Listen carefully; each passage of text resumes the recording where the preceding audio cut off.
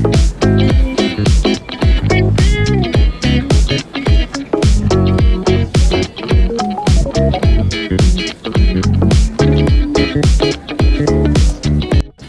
nyo, kundi lang ako tamad as a person.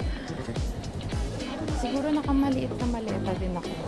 Yung hand carry ko maleta. Kaso kasi, may times na ang tamad-tamad ko. Eto, nagtsatsaga tayo sa backpack. But it's okay. Let's go and let's do this.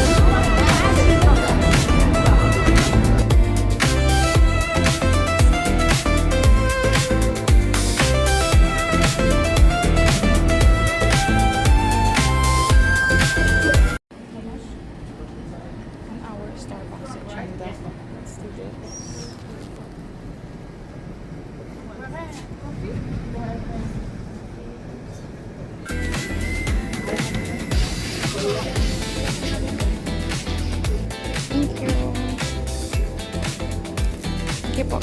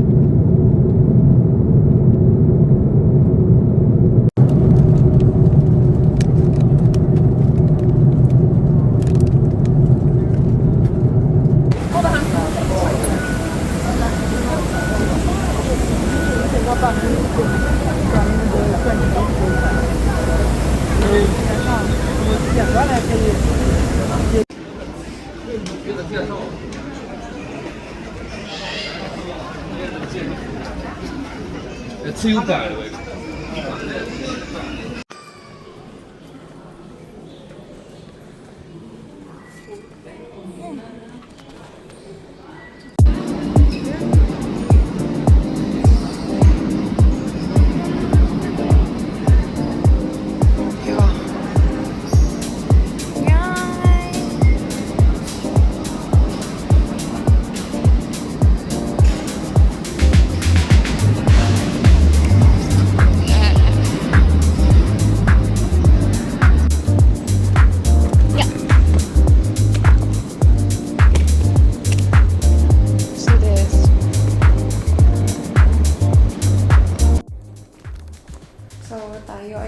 pagod na, pero pupunta tayo sa 9th floor dahil nag-ano muna tayo ng accommodation ng free. So, let's see.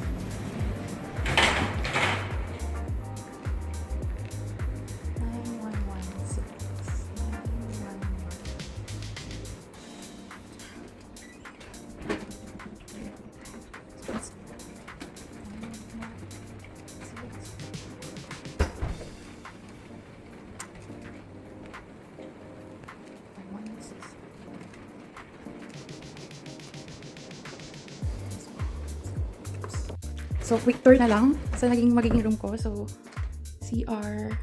Ganda. Tapos, may fridge. May kettle, may water.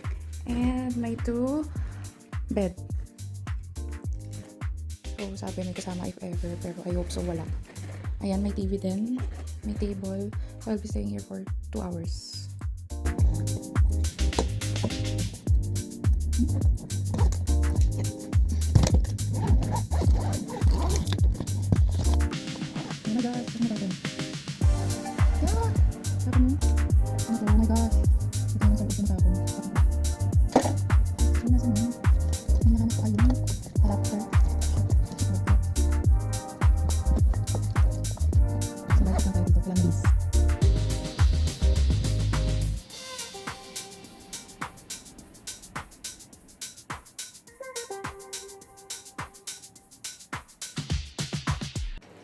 So we need to keep moving na. And babalik na tayo sa airport to catch the bus. And para makapag-check-in na rin tayo sa next na flight natin. Let's go. Sobrang cute na experience ko ngayon, pero feeling ko mamaya ko na lang siya ikikwento lahat. Kasi ang bilis ng mga pangyayari. And yun, pabalik na ulit ako ng airport. So, let's go.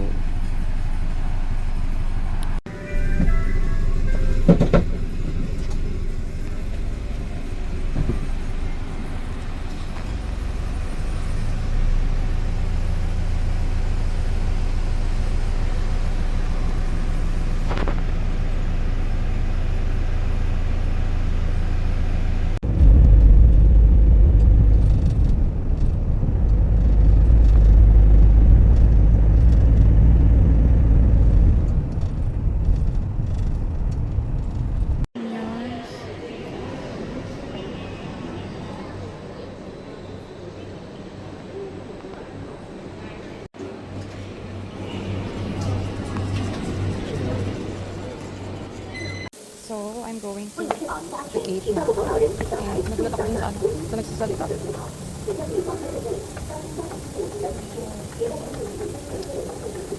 Ang layo ng gate ko, 240. And nandito tayo sa gate number 47. So, ayan. 240. Ayan. So, nakita ko na siya. Lakad na tayo. Medyo marami pa naman akong time. Parang ayoko nang kumain kasi masakit yung ulo ko. Tapos, masakit yung ulo ko kasi parang pikit lang yung tulog ko.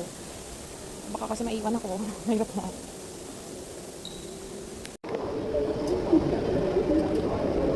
So, let's go. We're going down pa pala. Ayan, parang kasi nilipat to ng bus. Ganun. Let's go.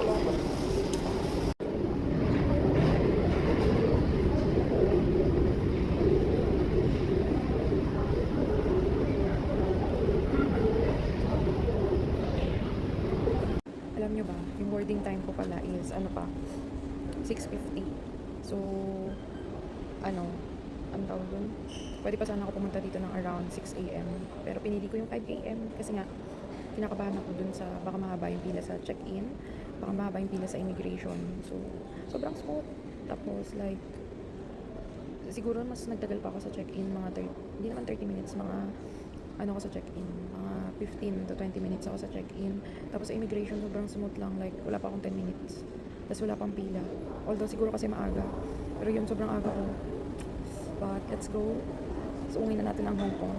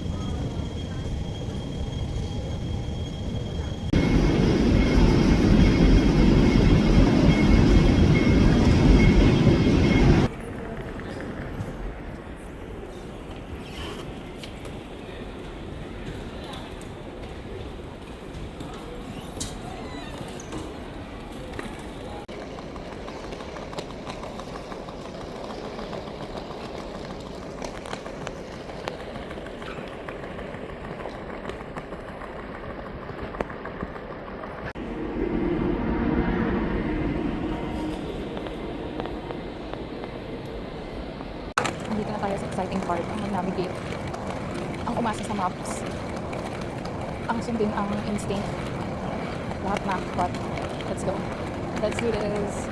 Sasakay naman ako ng dito para makapunta sa bus station, kasi nagbas ako instead na mag-train kasi mahirap na, may bitbit pa ako.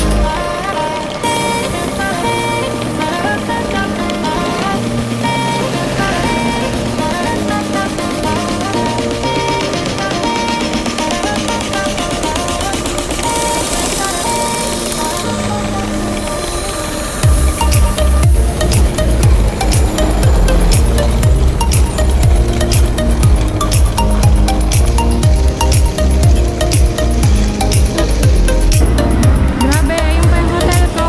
Oh my God. And grabe. Paakit siya. Ang init ng araw, pero malamig na yung simoy ng hangin. Ngayon, gutom na ako at 2 PM pa yung check-in.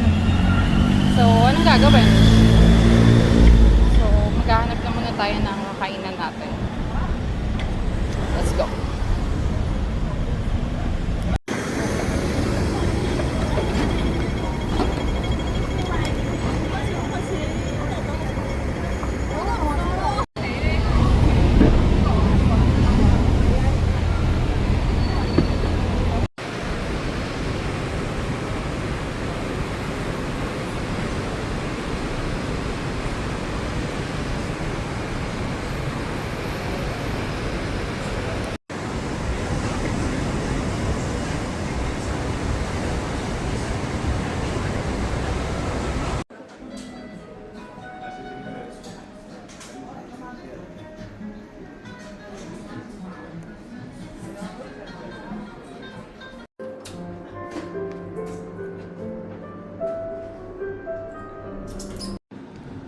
So, this is how my room looks like.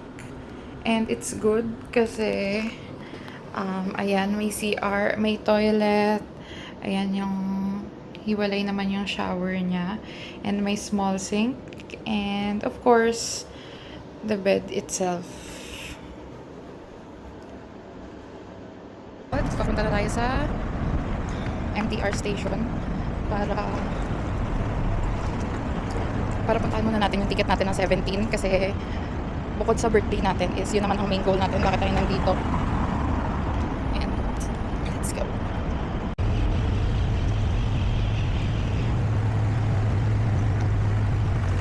So ito lang naman yung nilakad ko kanina guys, kasama yung maleta ko, ipip yung maleta ko dyan ko dumaan kanina, although may other way pa, pero kasi ito na yung unang nakita ang daan, itong pababa na to.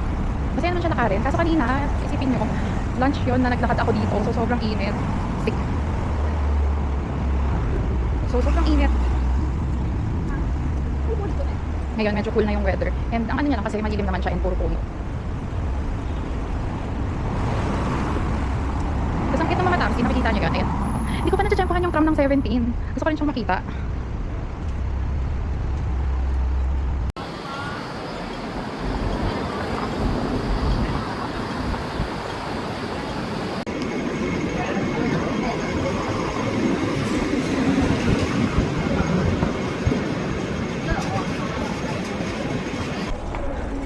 Going to Yao Ma Tei Station.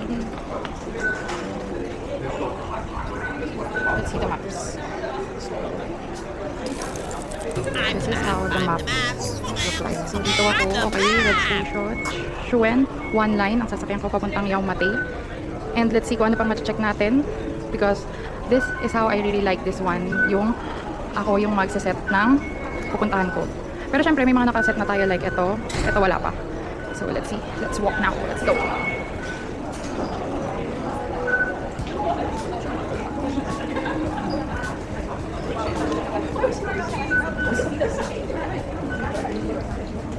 May octopus card naman tayo. So let's go. Touch the destination map. Select ticket. Destination.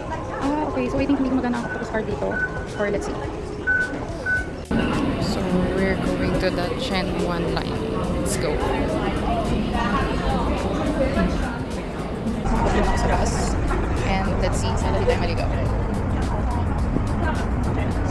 Kailangan ko lang tandaan kung saan ako bababa.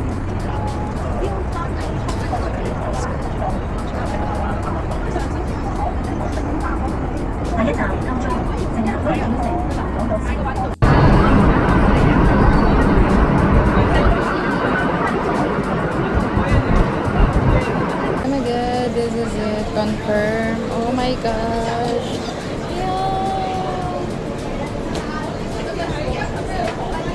Is it here? Yeah! Let's go! Okay.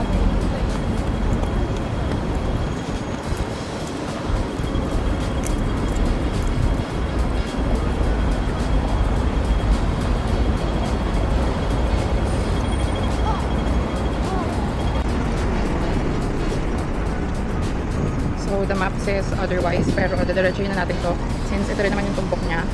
Let's go. Minsan ano yan, mas marunong ka pa sa maps tapos biglang maliligaw ka pala and mapapahiya ka. Sorry. Unahin na natin to since tapos na tayo sa agenda natin and it was so fast and the furious. So ayan, galakad tayo sa kahabahan ng Nathan Road. Wow, alam mo naman talaga. So let's go. Nakikita ko na yung Hong Kong Museum. Oh my gosh. Pero baka di na ako pumasok dyan kasi actually hindi ko siya na budget. Hindi ako nakabili ng ticket and all. So ayun.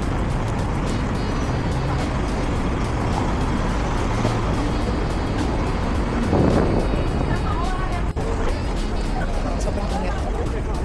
Hindi na naman ako nakinig sa nanay ko.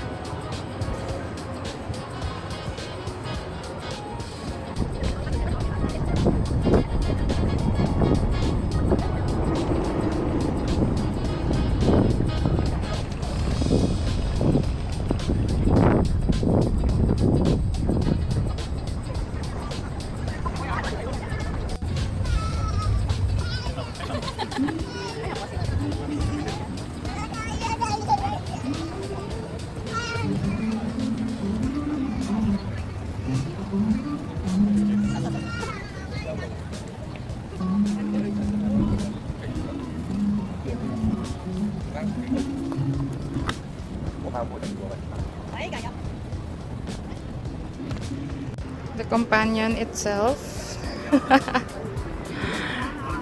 Taking all the good shots.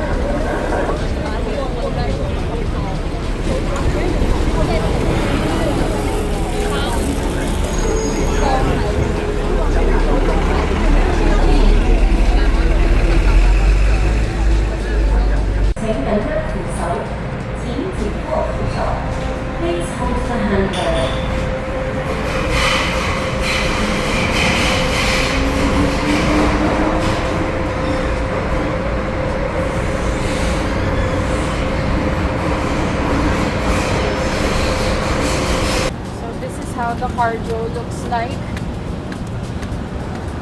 Grabe ka na, Rachel Samari.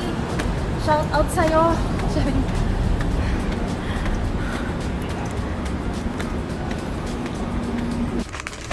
And that's day 1 done. Grabe ba? Grabe. Sobrang pagod from 12 a.m. arrival. Up until now, wala pa akong Wala pa akong sobrang maayos na tulog. Pero syempre, andito tayo para magliwaliw. Andito tayo para mag-relax. Kung relax nga ba yung ganitong matatawag. Guys. So, ang food ko lang ngayon ay McDonald's. Kasi, pagod na ako muna na lumabas kasi gusto ko maligo, magbuhos.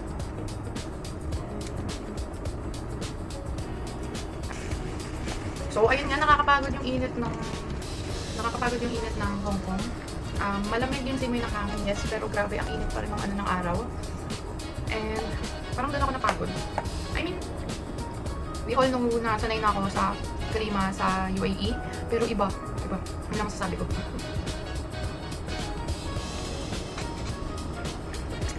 Maybe siguro because nagpapalit na rin yung weather.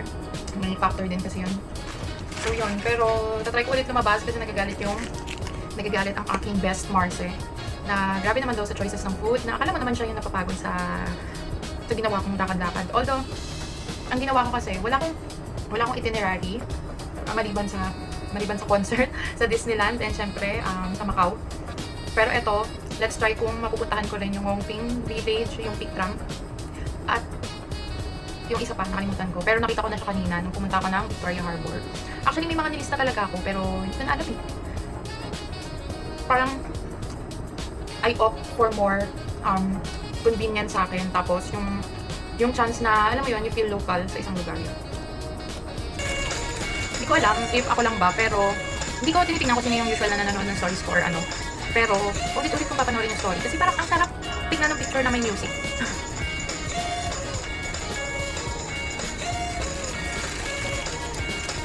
Tapos, alam niyo ba yung option ko ng burger? Yung chicken fillet burger. Kasi na-miss ko na siya. Wala na ito sa UAE. So, sa Pinas ko lang ito nakakain and sobrang tagal na nung hindi ako kumain. Thank you, Hong Kong. Just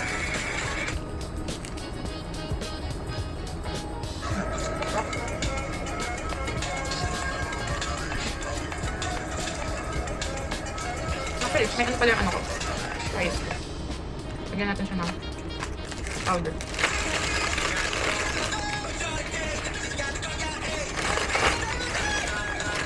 Kaya, ito lang yung yun.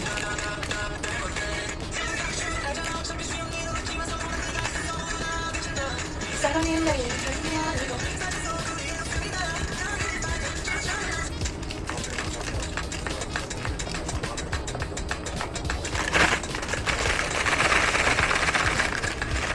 Tapos, nakakatawa palang chiki ako na nai-spoil ako masyado ng kakanood ng sarili. So, alam mo ba, nakakatawa kasi akala nila Chinese ako. Pag kinakausap nila ako Chinese, as in, Mandarin. Tapos parang, English only. Tapos kinento ko yun dun sa isa kong friend. Sabi niya, Chinese yun na, pure Chinese. Sabi niya sa akin, because you look like one. You really look like Chinese than me.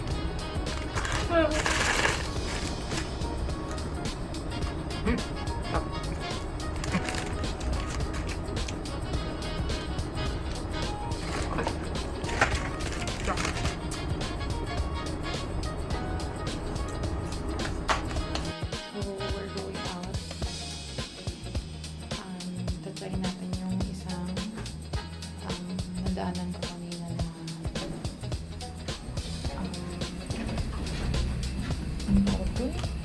yung parang mga kainan gano'n. Let's try it. So, may nakita kong mga street food kanina. So, yun yung itatry natin. Let's see kung bukas pa. Kung hindi na, hindi uwi. Or, let's try the 7-Eleven foods. So, go there. Dito tayo kumaan.